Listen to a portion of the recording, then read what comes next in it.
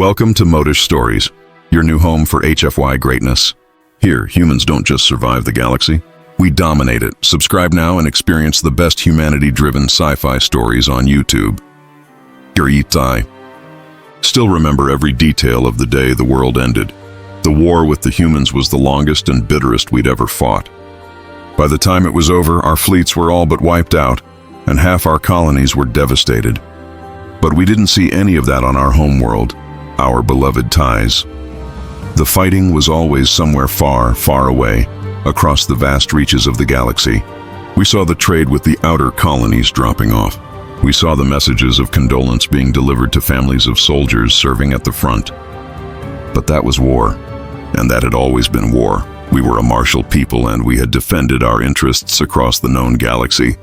The fighting never reached Tyrax itself, never, and we went about our lives as we always had, confident in the knowledge that the war would always be somewhere beyond the horizon. True, the trade ships dwindled until 9 out of 10 berths in the orbital docks were empty. The grieving families multiplied, until it seemed like everyone knew someone who'd been killed or captured, or who'd simply disappeared into the void. It seems stupid in hindsight, but still, it never even crossed our minds that we might lose. There were often tough times during war, but that was when we Tyrians were at our best. When things were darkest, that was when we shined.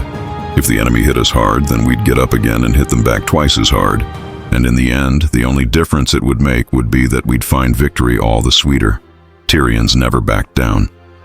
We never gave up, and we certainly didn't make peace with the likes of humans. So it was a shock, to say the least, when our government told us we were going to surrender. Everyone's first reaction was that it couldn't be true. It must be a mistake.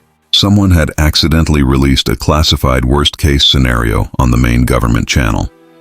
Or some lowly functionary had made a typo, and it was actually the humans who were surrendering. Or the humans had somehow infiltrated and sabotaged our communication systems. However, over the next day, more and more confirmations were released until it was no longer possible to pretend it was just a misunderstanding. They were serious. Our government had come to the conclusion that we had lost the war, and we had no choice but to surrender to the humans. The following hours were surreal, almost dreamlike. Everyone stopped what they were doing. No one went to work or school. There were many people just wandering through the streets in a daze, with no idea what to do with themselves. How could this happen? We never surrendered, not in 1,000 years, in 100 wars. Our military was the best in the galaxy, and the conflict with the humans had started so well. Our first attack had wiped out an entire human fleet, and we'd overrun their nearest colonies before they'd had time to gather more forces. We had every strategic advantage on our side. Besides, no matter what the strategic situation, the humans were our mortal enemies. They had sent weapons and supplies to the Revan during our war with them. Their colonies were encroaching further and further into our sphere of influence. They were an evil species, endlessly rapacious, taking anything they could get their hands on, and given to torturing and murdering any who opposed them. This couldn't be happening. It couldn't be, and yet it was. As that truth slowly began to dawn on us, the fear set in. The government was talking about the arrival of human occupation forces. We all knew what that meant. We'd all heard the stories that had made it back to Ties as they overran our outlying colonies, mass executions, purging anyone who could possibly offer resistance, forced labor of the entire population, beatings and torture a daily occurrence, and worse things that weren't even mentioned on government channels, yet still spread in whispered rumor. More than a few people committed suicide before the first human even set foot on Tyrax. Better to go out cleanly, with honor, than be tortured to death in a slave camp. The government prohibited such actions and urged us to endure the unendurable, for the sake of future generations. Being good citizens, most of us listened, although a few of us questioned why we should even bother to follow the government's orders anymore. It was a mark of how bad things were that such people were immediately imprisoned. Across the whole planet, there was the sense that things were unraveling. There were a few sporadic protests, some from soldiers, some from civilians, demanding that we continue the war, whatever the cost. The government had had the foresight to realize that people wouldn't react well to the surrender announcement, and had stationed troops whose loyalty could be relied upon at key installations. The most serious disturbances were quickly broken up. The The rest fizzled out when they saw no one was joining them. The vast majority of the populace was too stunned to do much of anything. We could only sit and watch and wait for the humans to arrive. It was, what, maybe a month after the proclamation, the day the world ended, the day we surrendered. The government told us nothing, perhaps hoping to prevent a panic. Then, one evening, it was announced that the human fleet would arrive in orbit tomorrow. There was no panic, only resignation. If this was the end, then we would meet it bravely, as Tyrians always did. Many said goodbye to their friends and family, then locked themselves away in their apartments to contemplate the sum of their lives before the human death squads began landing. Some of us watched through telescopes as the occupation force arrived in orbit around Tees. Their battleships weren't any bigger than ours, but by the ancients, there were a lot of them. I counted more than double the number our largest fleet had fielded at the start of the war, and this was what the humans had after 4 years of fighting. I knew they still had other fleets too, scattered across Tyrian space, garrisoning captured worlds and hunting down the last remnants of our once mighty military forces. At least now we knew how we had lost. Although, that did us little good at this point.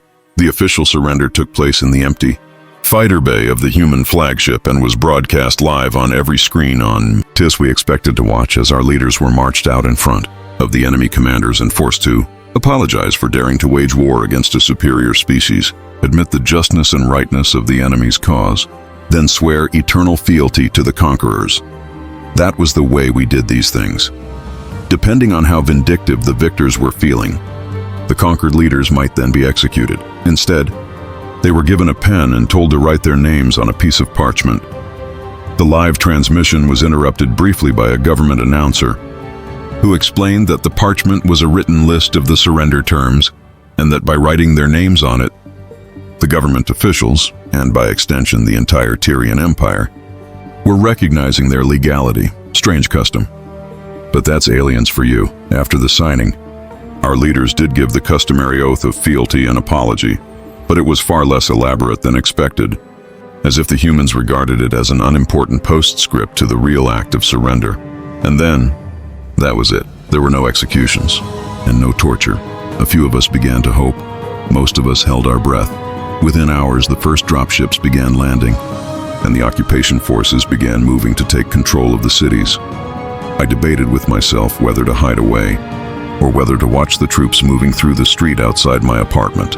I decided that it was better to stay away from the window, maybe offering myself a little protection against random acts of violence. But in the end, I couldn't help myself. First came the tanks, hovering on suspensor fields an inch above the street paving. We had similar technology, but these ones looked at least twice as heavy as anything we could build. Then came armored personnel carriers, again on suspensor fields. Then, in the middle of the column, marched the infantry, rank after rank after rank of powered armor, fully enclosed, almost like walking tanks themselves. We only used powered exoskeletons, just strong enough to carry the weight of someone in light body armor. I can remember every detail as vividly as if it were yesterday, down to the emblems on their shoulders. All this time, I'd had no idea what we were actually fighting, nor had my neighbors, clearly, who I saw gawping from their windows just like me. If we had, we might have thought twice about starting a war with the humans. Although then again, we were so confident that our military was the best in the galaxy, we wouldn't have hesitated to fight anyone. It was almost comforting, in a way, when I realized that we deserved this. We hadn't been betrayed, or lost to a dirty trick, or a twist of fate. We had simply been profoundly, overwhelmingly arrogant, overconfident in our own abilities, and totally ignorant of our enemies. A disastrous combination that inevitably led us to this fate, almost like one of the ancient parables. If I was about to die, then at least I could do so knowing there was still some sense to the universe. I was lost in my own thoughts for a while, watching the serried ranks of the occupying army march past in perfect synchronization. Almost hypnotic. Apparently I wasn't the only one. One of my neighbors must have been so preoccupied staring at the parade of alien soldiers that they weren't paying attention to their offspring, because to my horror, I saw a child, a very young infant, still given to randomness, wander out from the atrium of a building opposite, right into the path of the armored infantry. I have the clearest, most vivid memory of seeing her white dress catching the breeze as she came out of the lee of the building. I expected to see her get shot down as she approached the column, or, at the very least, crushed beneath the heavy metal boots of the marching infantry. Instead, one of the soldiers broke off from the column and picked the child up. You wouldn't believe anything that big and that powerful could be so delicate. But the child didn't even cry out as she was whisked off the ground and carried back under the building's portico. The armored soldier set her down on one of the benches, then got something out of a pouch and gave it to her. With his back to me, I couldn't see what it was, but a moment later, he was jogging back to retake his place in the column, heavy suit thundering on the paving, so loud I could hear it with the window closed, and the child was watching him go, curious, but not afraid. Then she started eating from the small packet he'd given her. It was food. The human had given her food. A moment later, someone darted out from the atrium and snatched the child back inside. And the humans continued marching, utterly unconcerned with us. That was my first inkling that this might not be the summit of our worst fears. Before the landing, I'd been debating with myself whether it would be better to be executed in the first wave of purges, or live to see the oppression that followed. The lack of executions at the surrender ceremony had been a positive sign that the humans weren't planning on an outright genocide. But surely the enforcement of the occupation would be as harsh as it had been in the outer colonies. But the way one soldier treated one little girl, well, you couldn't always understand the motives of aliens, but at the very least, maybe it was worth living long enough to see how things turned out. Maybe, having seen just how much they outclassed our forces, it was time to start questioning what our government had told us. Maybe, just maybe, the information, which had supposedly been reported from the occupied colonies, wasn't reliable after all, as the sun set on surrender day, the day everything was supposed to end. I had only one thought going round and round in my head. Maybe we'd been wrong about the humans. The occupation forces took control of all the government buildings in my city and set up checkpoints on major traffic routes. I still had a job as far as I knew. And as a very minor government functionary, I would have to report to the local occupation overseers. I turned up to work the day after the surrender, having braved the security checkpoints, still not entirely sure I wasn't going to be arrested or executed on the spot. Instead, I was told by my line manager to go to my office and proceed with my work as normal and expect to be summoned to a briefing by the human official in charge of our department at some point during the day. Those were the most intense 5 hours of accounting and payroll I had ever done in my life. Shortly after midday, we were told to go to a meeting room on the 4th floor. I passed several human soldiers on my way in their less bulky light body armor. My hearts were racing, trying to determine if any of them looked like they were there to participate in a firing squad, along with around 24 of my colleagues. I took a seat in the meeting room and waited. After a few minutes, a human came in. He introduced himself as Doug. It took me a while to work out whether this was a title or a name. Either way, it was unpronounceable. He explained that he was now responsible for supervising all the clerical departments in our city's local government, and then launched into an explanation of the new formatting guidelines that we would be implementing to bring our work into line with the occupation government's standardization. It was long, and it included many graphs and diagrams. He did say that we should file any documents with political implications in triplicate, one for our own records, one for the local censors, and one for the planetary government. But he didn't expect accounting and personnel to see many of those. And for the time being, staffing levels would remain as they had been before, although that would be reviewed on a quarterly basis. He finished by saying that he was looking forward to having a productive working relationship with us, and that he hoped that together we would be able to rebuild Tyrax back into a prosperous society.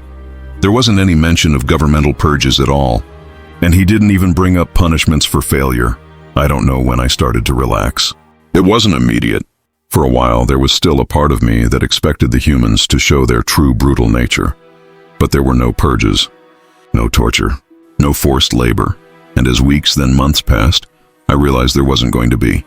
There were a few arrests and trials of people who had committed specific crimes against the humans during the war. And when the evidence presented during the trials was broadcast, we couldn't pretend they didn't deserve it, but the general reign of terror failed to materialize. It was surreal how ordinary everything was. Surrender Day was supposed to be the end. And everything was just still going. I got to know Doug quite well. I was even able to pronounce his name after a couple of months.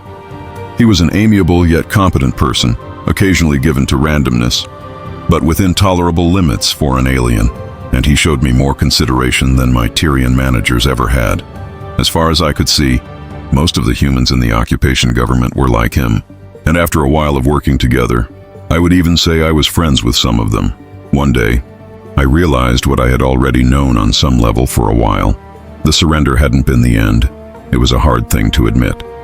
All those millions of lives lost in the war, all that destruction, the years of hardship, admitting that it was all for nothing, for a pointless war of imperialistic greed, didn't come easily, but I was surrounded by the proof of it every day. And I couldn't deny what I could see, quite plainly, all around me. The day the humans arrived wasn't the end of the world. Well, I say that. Maybe it was the end of the old ties, but there would be a new one in its place. And maybe working with the humans we could make it a better one. You heard the story, but stories like this don't end. Leave a like, press subscribe, and share it before your screen goes dark. I'll be waiting. In the next one,